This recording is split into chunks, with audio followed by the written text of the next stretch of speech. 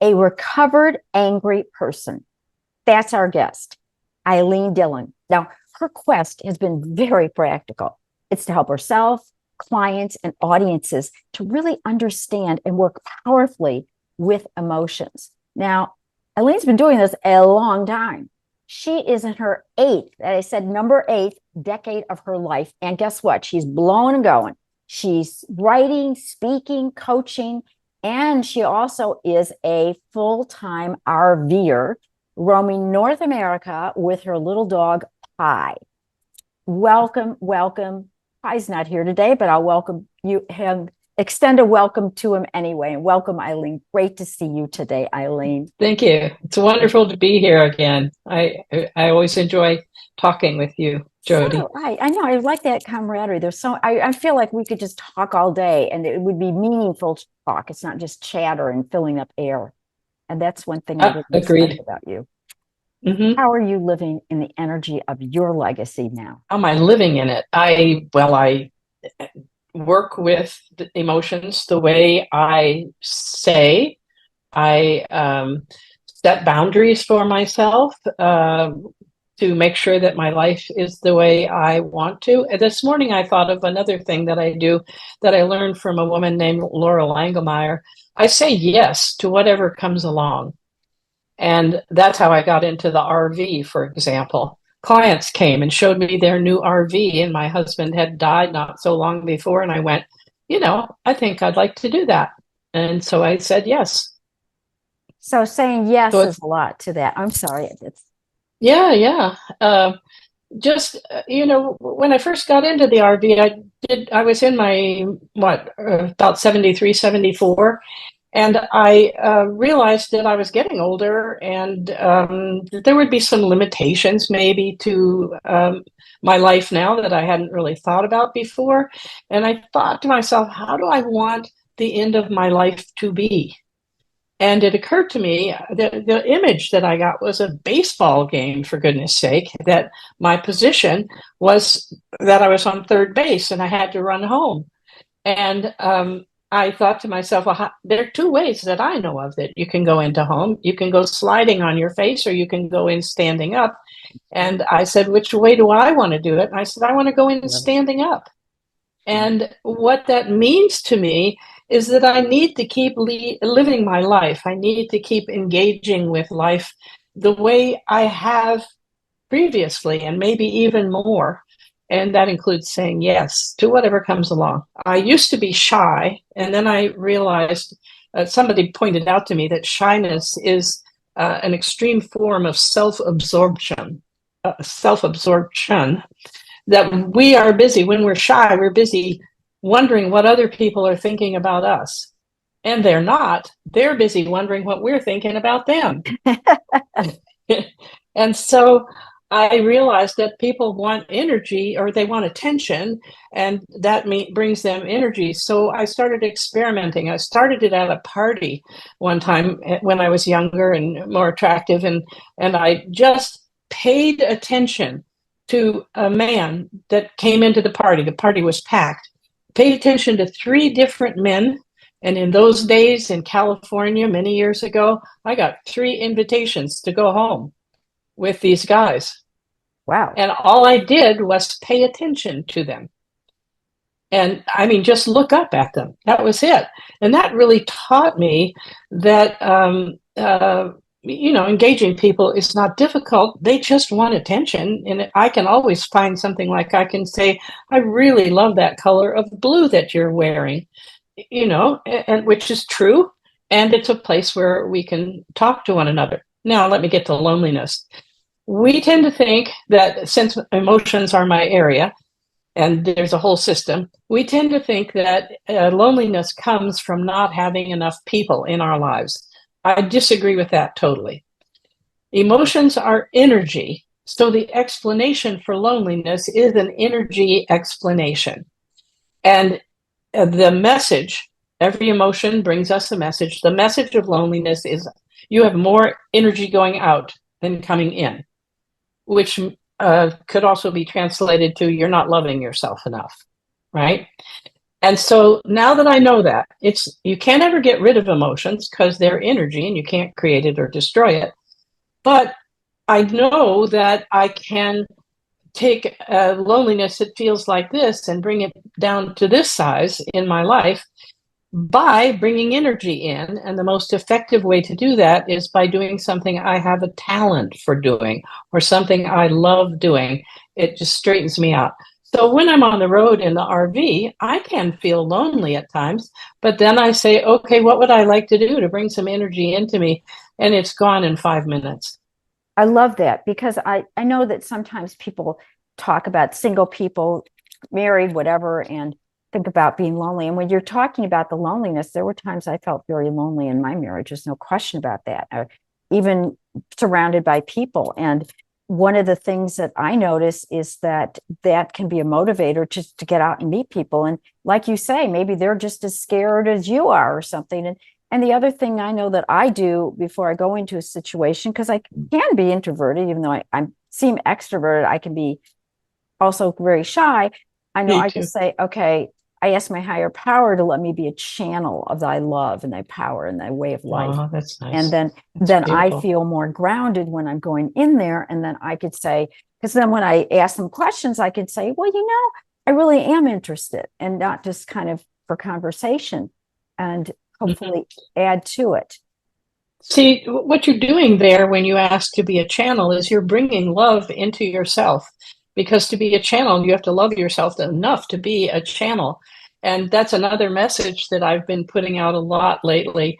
We have learned to live our lives from the outside in instead of from the inside out. If I want to have love in my life, for example, I think I need to go find somebody. But in reality, the best way to have someone in my life who loves me is to start by loving myself. Then I fill myself up with love. I have love extra to give over, and our world operates as a mirror. So the love I have in me gets reflected back to me by everybody who it shows up in my life. And so that's another focus for my work is, okay, something happens. I get upset about something. What can I change in myself? How can I heal myself? How can I find a way to love myself or to channel, like you're talking about, which is to be of service, and service certainly straightens a whole lot of things out for us. And my life goes better. And the other thing, when I'm teaching all this stuff, I was very practical. I was trying to get when I first started learning about emotions, I had a toddler child. I was going back to graduate school for my master's degree. I was newly divorcing, and I was living in a home my husband and I had just bought, which had 22 fruit trees and an acre of land. And so I was a busy person. And I didn't want to keep going back and visiting all this stuff over and over again. I wanted to be able to handle something and then move on. And that's the joy of what I have discovered when I described my progress as I learned I was a very angry person. Then I became a recovering angry person. And now I'm willing to claim recovered angry person. And that smile that you have, and I appreciate that you're appreciating me, but most people laugh when I say that. And I've come to understand it, at least in part, is stimulated by the fact that we don't even think about the possibility of recovering from being angry. It's just not part of our lexicon. Don't you get angry, though, just from time to time? Certainly not like I used to. And not like you used to, but no, this is interesting. Learning about emotions. I used to have big ups and downs. I don't have that anymore. And part of it is because I cultivate awareness. So as soon as I notice that I am irritated by something, or I'm frustrated, or I might have an angry thought, I acknowledge it, feel it, and work with it, and it moves through me. And most of the time, I don't even have to share it with anybody else. That's part of what happens with anger and this living from the outside in. If I get angry in the regular everyday world, not my world personally, um, I'm going to tell you, let's say you do something and I feel angry toward you. I'm going to say, Jody made me angry. Well, that's not true at all. Mm-mm. The cause of anger, of all angers, it's a bunch of shoulds, things that we think should happen and should not happen that we carry around inside of ourselves. And you're just stimulating me to notice the shoulds that are inside of me. But I would normally come to you and say, Jody, if you would change this and stop talking to me this way or that way, then I won't keep getting angry. Well, it doesn't work. What I need to do is go into myself and say, what do I need to learn here? What am I trying to teach myself? What do I need to change in myself? I can still ask you if I want you to make a change. I could ask you, say, to speak more kindly to me, but I can't demand it of you. You get a choice about what you do or you don't. But before I even ask you, I'm going to tell you, this is what I've discovered for myself, and this is how I'm going to change. And here's what I ask for from you. And I recognize you don't have to do that, but it is what I would like. So it's more that you recognize it in yourself and that you get kind of the centering so that when and if you need to face a person who you're involved with, that you have clear boundaries, but also ask them what possibly they could do differently if they are open to it. And they may not be. And either way, that's okay, is what I'm hearing. So it's kind of a win-win situation, so to speak. Yes. And the background of this is that I have over the years learned to look at the earth as a big giant school. And every time we have an experience, and with an experience, emotions come, it's an opportunity for us to learn something. So rather than, oh, this is terrible, I have to endure this, I'm having a bad day, all that sort of stuff, I go, oh, here's another lesson. What would I have to believe in order to have this occur? What can I learn from this? And I embrace that learning. I say yes to it right away. And I do the learning and it's done. I'm over. And that particular theme or issue doesn't have to come up again. I'm done with it. As soon as we learn our lesson, we move on. Yeah. And sometimes I think I've learned my lesson. And the same situation might come up again, different people or something similar to it. And either A, it's that I need to look at it a little bit deeper, or B, I'm really not quite done with it. I've heard of the people that talk about, you go to some sort of peaceful outing or whatever, and they're all peaceful and connected to their higher power or whatever, and get in a car and they're in traffic and they're ready to swear at the guy that tries to cut him off. And, it's kind of funny in a way to me. And it's also, that reminds me of how we can learn all the time, because I know that my driving habits have actually changed.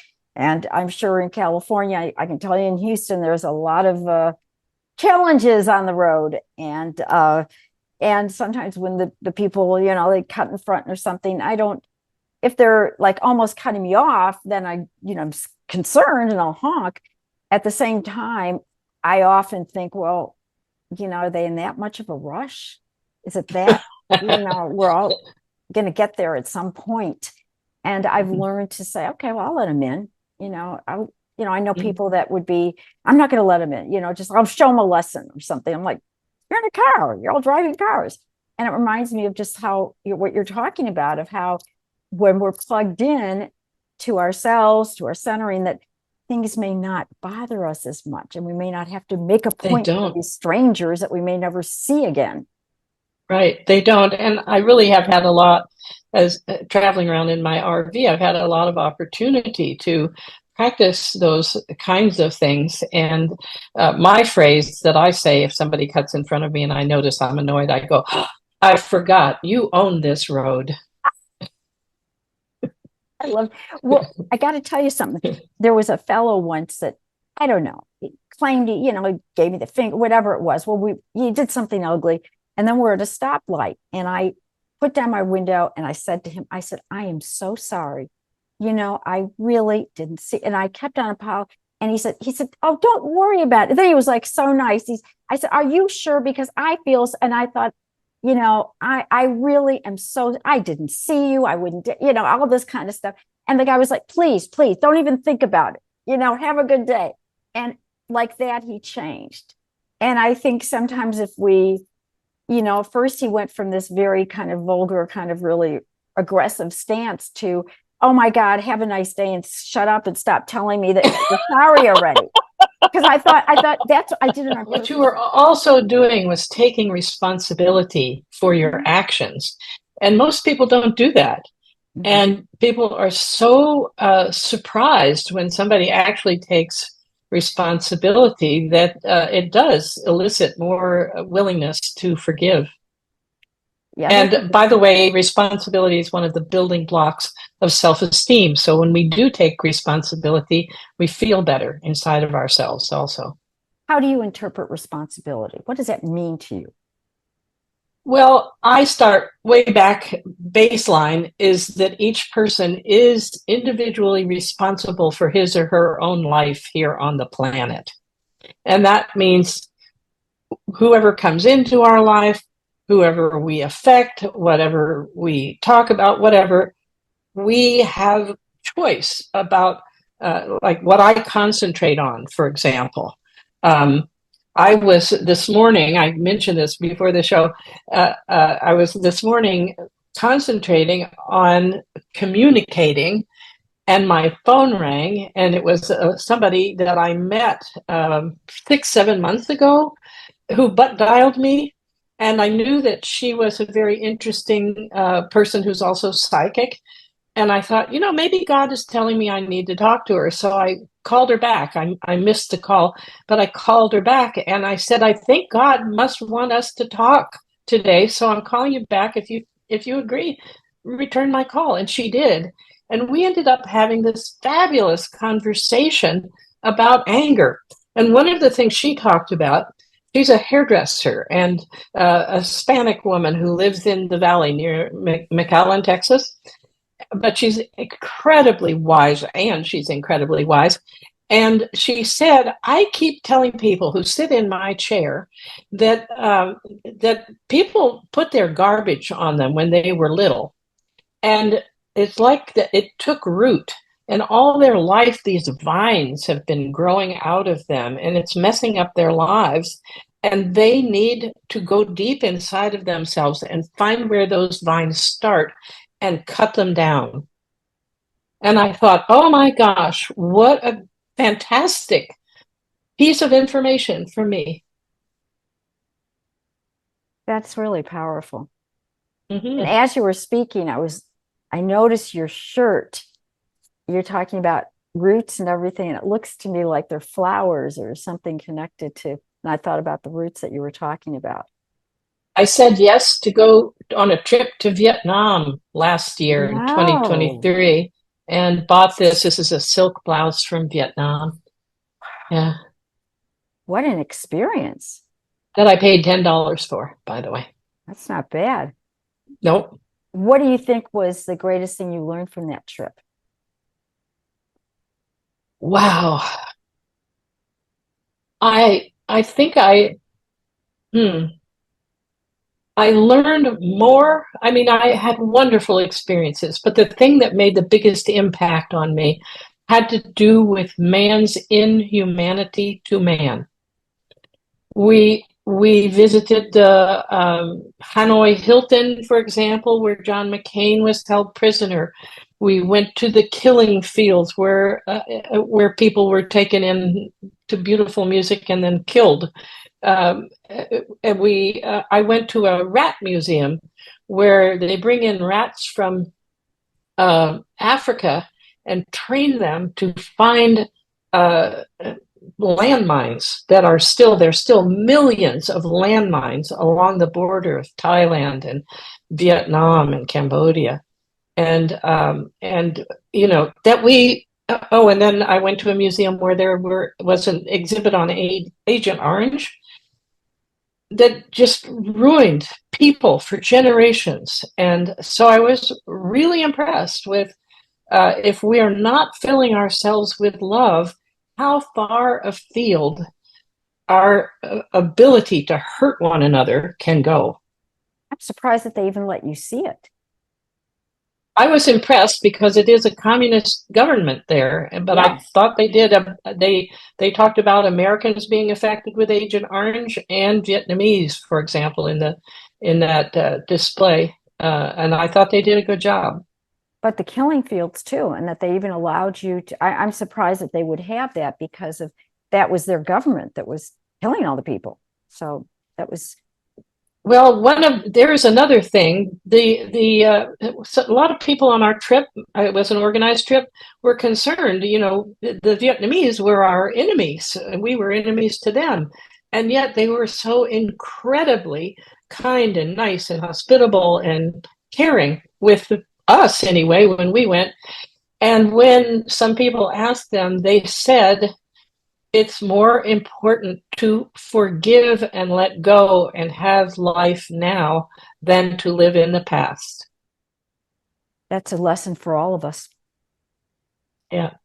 And we might mention that right now in history is the time for all of us to turn loose of our past, whatever it is, to get conscious of what's inside of us, the anger, the seeds that have been planted, and get over past hurts and forgive people and embrace life going forward. One of my favorite phrases is one that I came to myself. I used it as a sign off on my radio show. Pay attention not to what you want to overcome, but to what you want to become. I was thinking, beautiful. That is it. Please share a little bit more with our listeners, what you can offer them. Well, I'm doing a series for the next 2.5 years. I'm doing a series of classes on different emotions. First of all, let me back up. I have a book, Emotions in Motion, Mastering Life's Built-in Navigation System, that's on Amazon under Ilene Dillon. And secondly, I'm offering these classes. I'm in the middle of, or actually I'm on the last week this week of realigning with anger.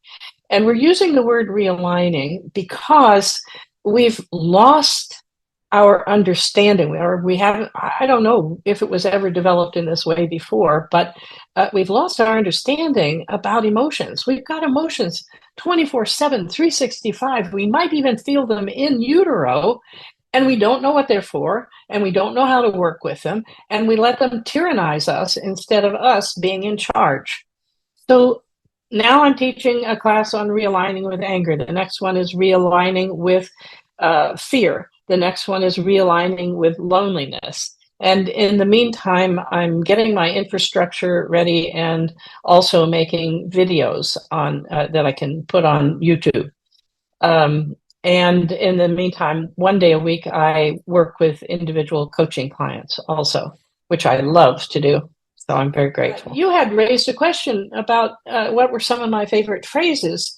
And I thought, what if I created a list? So I've come up with 9 of my favorite phrases, and I've annotated them so a person can understand why they're important. And then recently I got connected with a team of people in the Philippines, and one of the women is clearly an artist. And I gave her this list thinking it would come out on 2 pieces of paper. It's on 10 sheets with flowers like this all around it. And it's just beautiful. And it's free for anybody who writes me, Ilene at Emotional Pro. That's like professional pro.com, and just puts the word sayings in the subject line. I'll send it to you. And that's the word sayings, SAYINGS. Is that what you said? And we will also have that in the text so that everybody can get in touch with Ilene. And please, that sounds like something that's really great, and it's free too. Count me in on that. I had so much fun doing it. I want to thank you for the opportunity. Oh, I'm so excited. Thank you so much. Is there anything else? I don't want to miss anything here. Well, Jody, you and I have had conversations. We could talk for I love it. hours. Of course, there's Fun. plenty more. There is. Of course, like I said the last time, you got to come back, you come back again. But it really is. It's thank you for sharing some of your day with us because you've really uplifted mine Oh, thank very you. much. It's been my pleasure. You've uplifted mine too. It's fun to talk about. I love talking about this stuff. It's been such a gift to me, and I want that gift to be in everybody's life who wants it. And thank you for passing that love on to others.